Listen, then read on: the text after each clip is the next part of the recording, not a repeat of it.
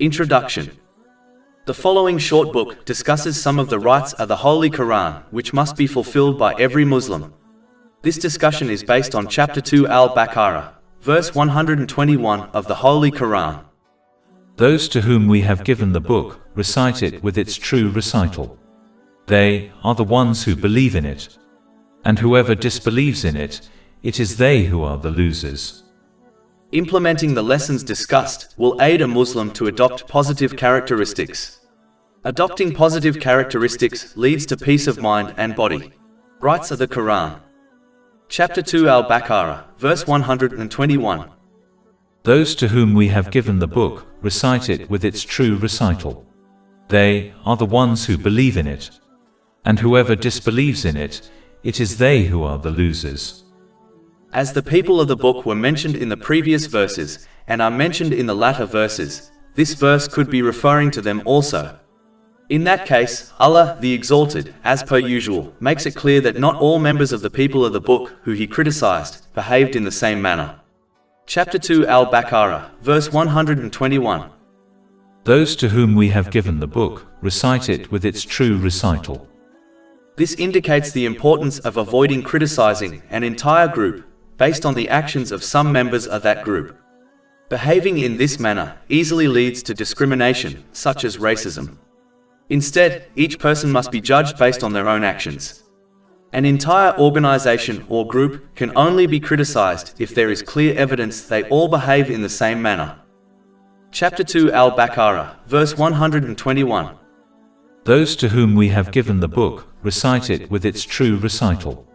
They are the ones who believe in it. Whether this verse refers to some members of the people of the book and the Torah or the Muslims and the Holy Quran, either way, reciting a divine book correctly goes far beyond merely reading it. The Arabic word for recitation actually means to follow, meaning to follow practically. Truly reciting the divine scriptures therefore means understanding and acting on its teachings. The issue with merely reading the Holy Quran without understanding or action only leads to one contradicting what they are reciting through their actions.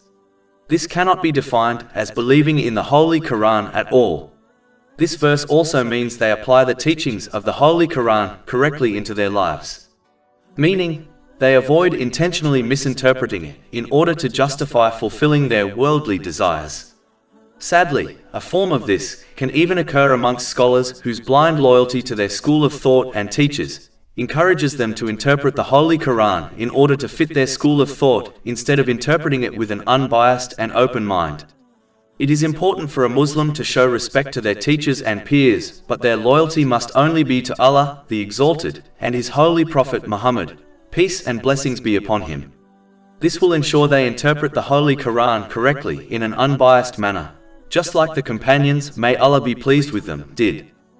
Those who avoid understanding and acting on the Holy Quran, or those who intentionally misinterpret it, therefore do not believe in it correctly. It is as if they believe in the Holy Quran through their tongues, but not through their actions. As a result, they will contradict the teachings of the Holy Quran when they misuse the blessings they have been granted. This only leads to trouble and difficulties in both worlds. Chapter 2 Al-Baqarah, verse 121. And whoever disbelieves in it, it is they who are the losers.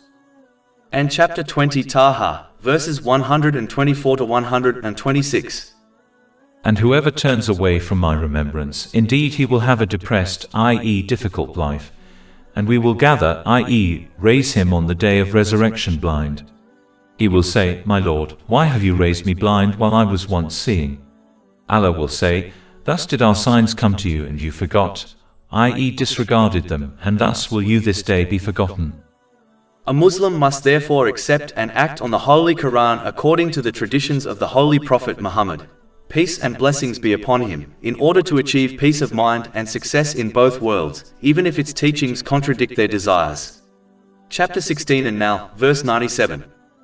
Whoever does righteousness, whether male or female, while he is a believer, we will surely cause him to live a good life, and we will surely give them their reward in the hereafter according to the best of what they used to do. They must accept and act on it just like a wise patient accepts and acts on the advice of their medical doctor, knowing it is best for them, even though they are prescribed bitter medicines and a strict diet plan. Over 400 free ebooks, audiobooks, infographics, podcasts and blogs available on our website, www.shaykhpod.com.